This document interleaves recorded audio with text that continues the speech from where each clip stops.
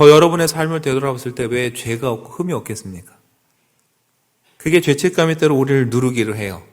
이걸 어떻게든 해결해 보려고 애쓰기도 하고 그 죄의 짐을 지고 내가 저 폭포를 기어 올라가 보겠다고 하지만 그래도 해결되지 않고 평안함이 없습니다.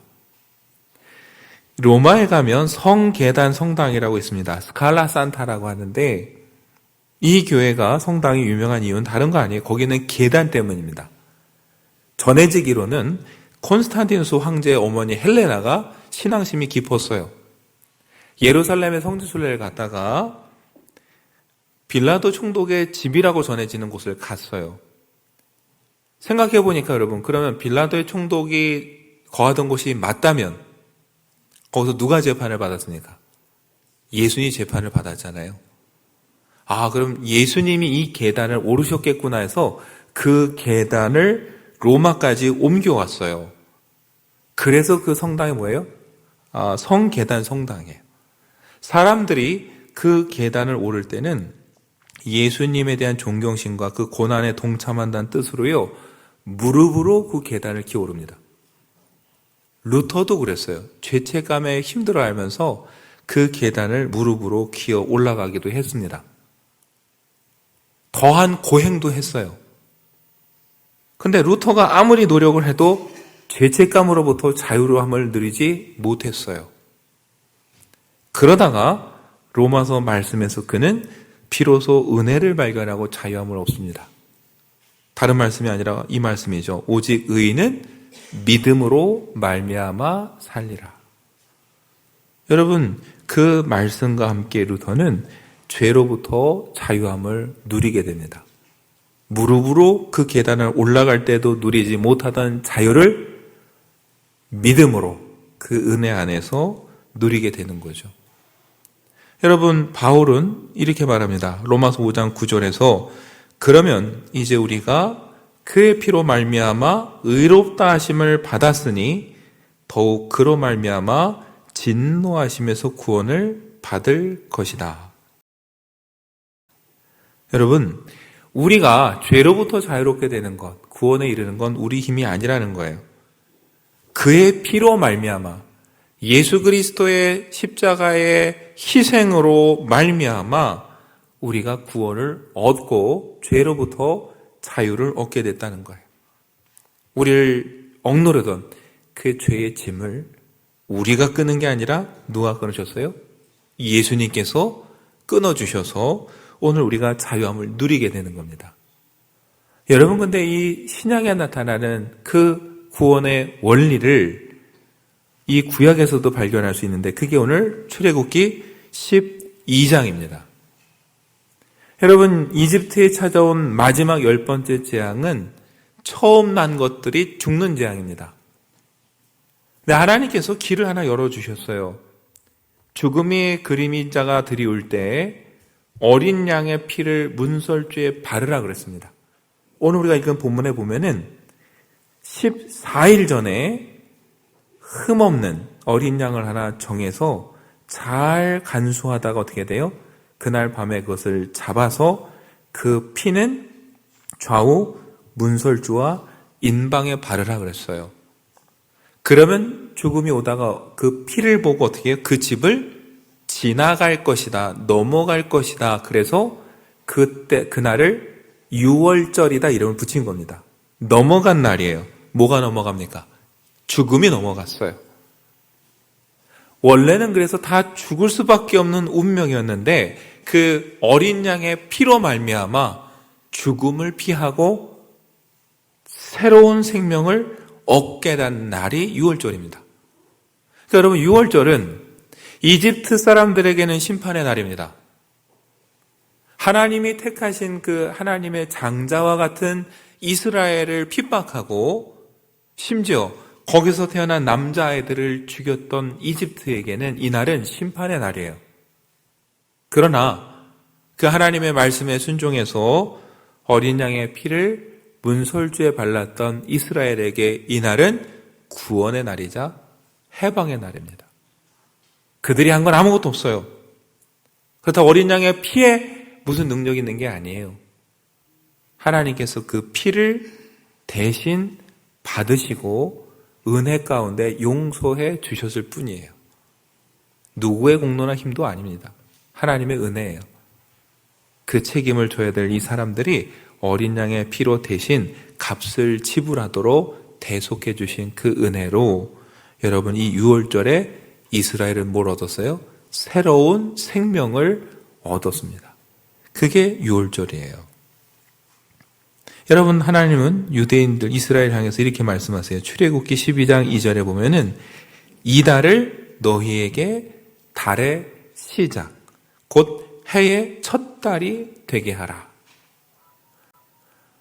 여러분, 원래 달력대로 한다면은 유대인의 첫 해, 한 해에 시작하는 첫 달은 오늘날 우리 달력으로 하면 3월 중순경이라고 합니다. 근데 하나님 말씀하시는 거예요. 이제부터는 오늘 바로 이 6월절의 이 날이 한 해의 시작이 될 것이다. 여러분 생각해보면 우리가 삶을 시작한 날이 있습니다. 세상에 돌아가는 달력이 있지만 여러분 한 사람 한 사람이 이 땅에 태어난 날이 있죠. 생일이잖아요. 세상에 돌아가는 달력이 있지만 내 인생이 시작하고 탄생한 날을 우리는 기억하고 기념합니다. 왜요? 그날 내 삶이 시작됐기 때문에요.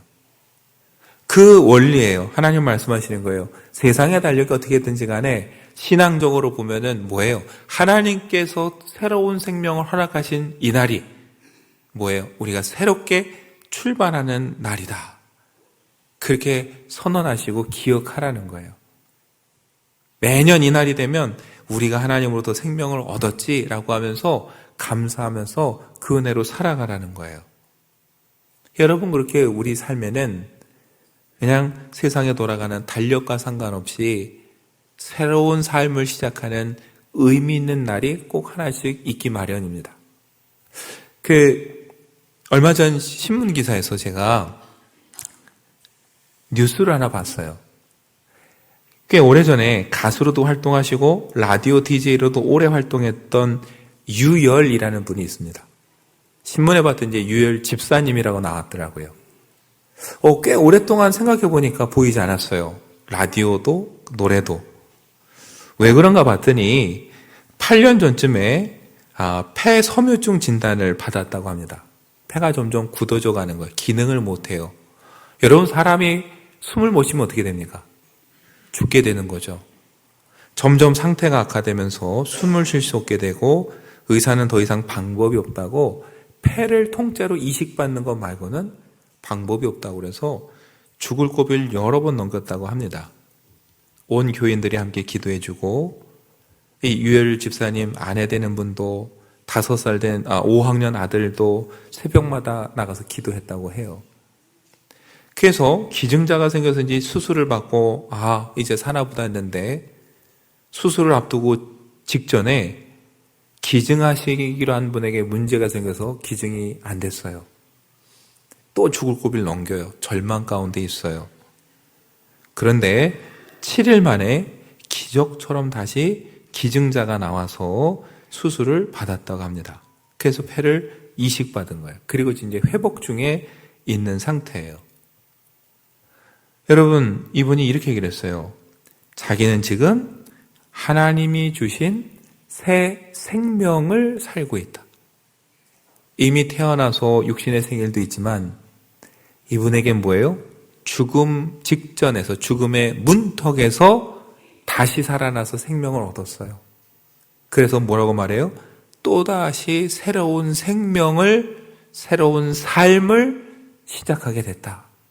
이렇게 고백하는 거예요. 이스라엘이 딱 그런 모습인 거예요. 죽음의 문턱에서 죽는 줄 알았는데 다시 새 생명을 얻었어요. 하나님 말씀하시는 거예요. 너희 이제 또다시 이제 시작이다. 새로운 출발이다.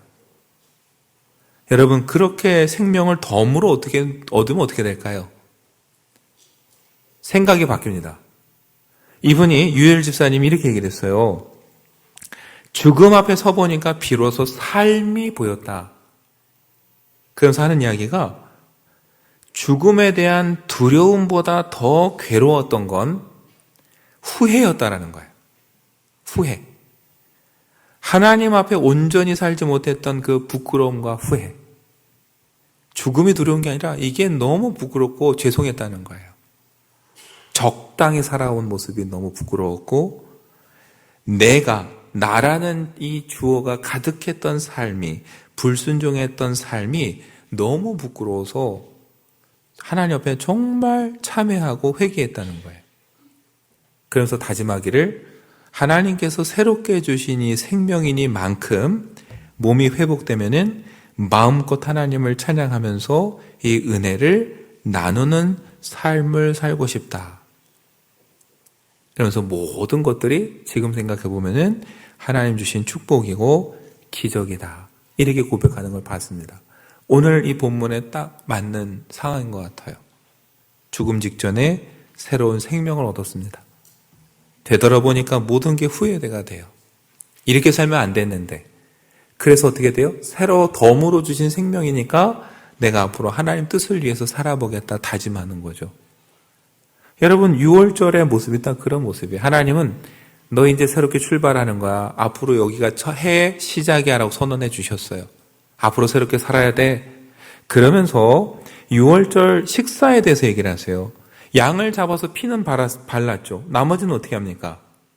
여러분 8절에 보면 그 밤에 고기는 어떻게 돼요? 불에 구워 무교병과 쓴 나물과 아울러 먹되, 이렇게 말씀하세요. 그리고 10절과 11절 보면은 아침까지 남겨두지 말며 아침까지 남은 것은 곧 불사르라. 너희는 그것을 이렇게 먹을지니 허리에 띠를 띠고 발에 신을 신고 손에 지팡이를 잡고 급히 먹으라. 이것이 여호와의 유월절이니라. 여러분, 식사의 모습이 참 특이해요. 양을 잡아서 먹긴 먹는데 여유 있게 즐기면서 먹는 게 아니에요. 그 밤에 다 먹어야 돼요. 아침까지 남기면 안 되고 남겼다면 어떻게 해요? 다 불살라 버리라 그럽니다. 당장이라도 떠날 것처럼 신을 신고 띠를 띠고 지팡이를 잡고 급히 먹으라 말씀하셨어요.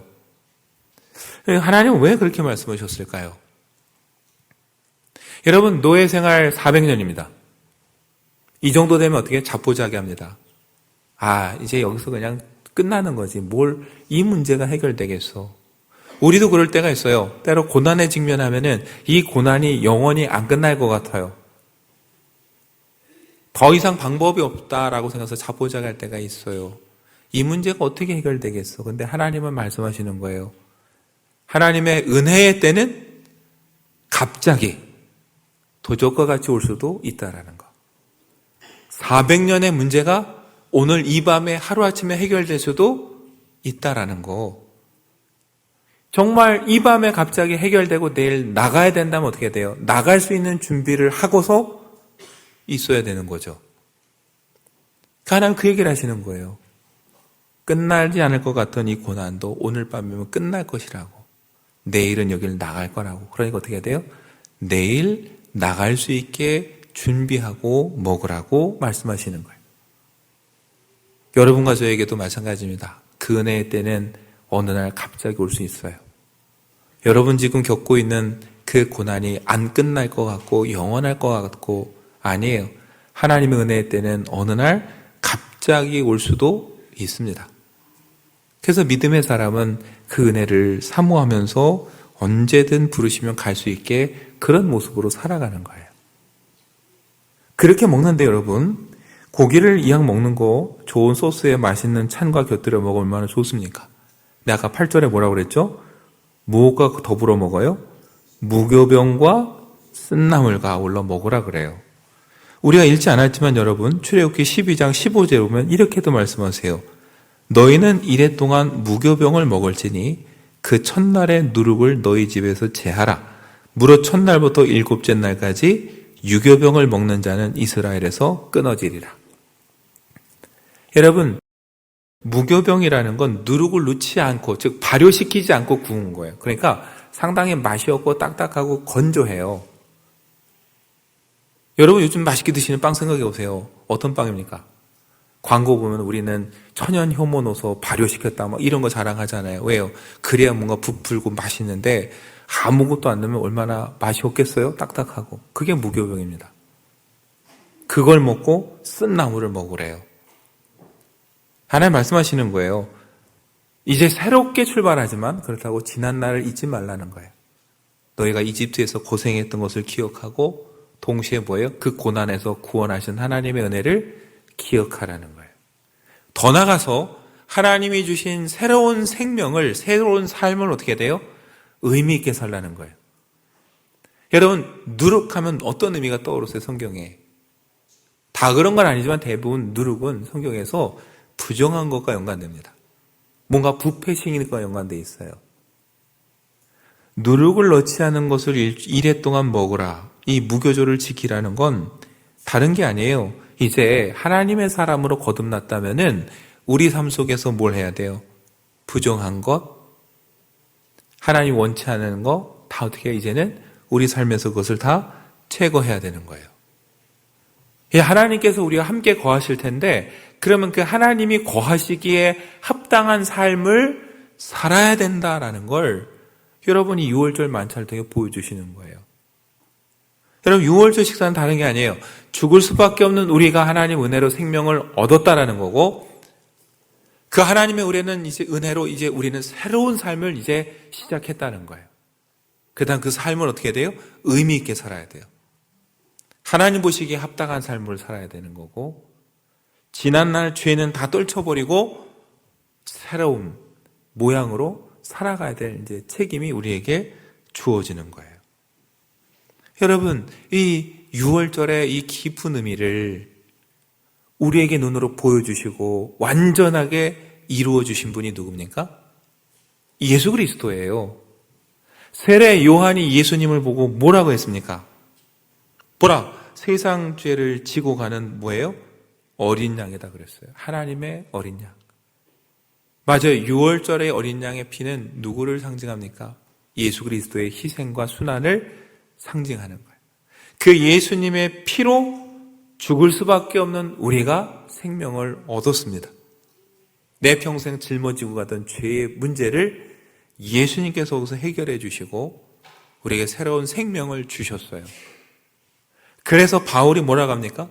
고린도후서 5장 17절에서 그런즉 누구든지 그리스도 안에 있으면 새로운 피조물이라 이전 것은 지나갔으니 보라 새 것이 되었도다. 예수 그리스도 안에서 이전 것은 옛날의 삶은 예전의 죄도 예전에 부정했던 모습도 과거의 모든 것들은 어떻게 되세요? 다 지나갔습니다. 끝났습니다. 그리고 우리는 그리스도 안에서 새로운 피조물이 됐어요. 새 것이 되었습니다. 하나님 쓰시기에 합당한 삶이 되는 거죠. 사실 여러분 이 고린도후서 5장 17절 바울 자신의 고백이에요. 자기가 배우고 익숙한 전통대로 율법대로 살았습니다. 그리스도인들을 잡아다 핍박했어요. 예수님을 핍박했습니다. 그러던 그가 다메섹에서 부활하신 주님을 만나고 변했습니다. 주님을 만나고 보니까 자기는 죽을 수밖에 없는 죄인이에요. 그런데 하나님께서 죽이지 않고 살려주셨어요. 그게 은혜예요. 더군다나 자기를 이방인에게 복음을 전하는 사도로 세워주셨어요. 이전 것은 지나가고 뭐가 됐어요? 그리스도 안에서 은혜로 새 것이 되었어요. 여러분 이게 복음입니다. 그 복음을 출애굽기는 이 6월절 사건을 통해서 우리에게 보여주고 있는 거예요. 여러분과 저도 마찬가지예요. 그리스도 은혜로 여기 있습니다.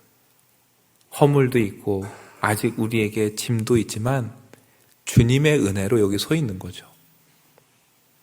예수님께서 여러분 제자들과 마지막 식사를 하신 날도 언제입니까? 6월절이에요. 6월절 제자들과 마지막 식사를 하면서 떡을 떼어주시며 말씀하셨어요. 여러분 우리 정서에 와닿게 이해하도록 번역하다 보니까 떡을 떼어주셨다라고 했지만 이스라엘 사람들이 떡을 먹지는 않았겠죠. 그렇다면 여러분, 예수님과 제자들도 이 6월절 저녁에 뭘 먹었을까요? 오늘 여기 출애굽기에 나온 대로 여러분, 무교병을 먹었죠. 그 맛없고 딱딱한 맛자라고 불리는 무교병을 먹었습니다. 예수님은 무교병을 부셔서 주시며 말씀하시는 거예요. 이게 뭐라고요? 주님의 몸이라고. 그 주님의 몸을 받아 먹고 주님과 함께 될 때 그리스도 안에서 뭐가 돼요? 우리는 새로운 피조물이 돼서 새 생명을 얻는 겁니다. 그리고 이전 것은 지나갔으니 이젠 뭐예요? 새로운 삶을 살아야 되는 그 사명이 오늘 저와 여러분에게 주어진 거예요. 우리가 지난주 부활주일을 지나고 이제 오늘 다시 모였습니다. 부활주일을 지나고 나면 여러분, 우린 다 잊어버려요. 야, 고난주간 특세 끝났다. 이제 안 가도 되겠구나. 부활주일 행사 끝났다. 이제 좀 쉬어야겠다. 여러분, 사실 부활주일이 지나면서 그냥 다 잊어버리고 끝나면 되는 게 아니라 실은 부활의 감격은 날마다 우리 속에서 어떻게 돼요? 새로워져야 돼요. 주일마다 우린 것을 기억해야 돼요. 주님의 죽으심과 부활하심 아니면 우리가 여기 있을 수 없다라는 것을 기억하며 살아야 돼요. 매주 감사해야 되고 하나님 주신 이 새 생명을 어떻게 살아갈까를 우리가 생각해야 되는 거예요. 여러분, 부활주일이 지났다고 해서 부활의 감격을 잊어버리지 마시고 날짜는 지나갈지라도 날마다 우리 안에 부활의 감격과 기쁨을 새기면서 살아갔으면 좋겠고, 여러분, 매 주일이 뭐예요? 작은 부활절이에요. 그게 교회 전통이에요. 그래서 사순절에도 주일은 포함 안 합니다. 왜요? 우린 주님이 부활하신 것을 기뻐하기 위해서 오늘 모였으니까. 여러분이 주일을 이 한 주간의 첫날로 삼으시고 주님 우리에게 새로운 생명을 주셨다는 것을 기억하면서 이 한 주간도 주님이 함께 하시고 거하시기에 합당한 모습으로, 여러분 새로운 모습으로 살아가는 저와 여러분 되시기를 간절히 축원합니다.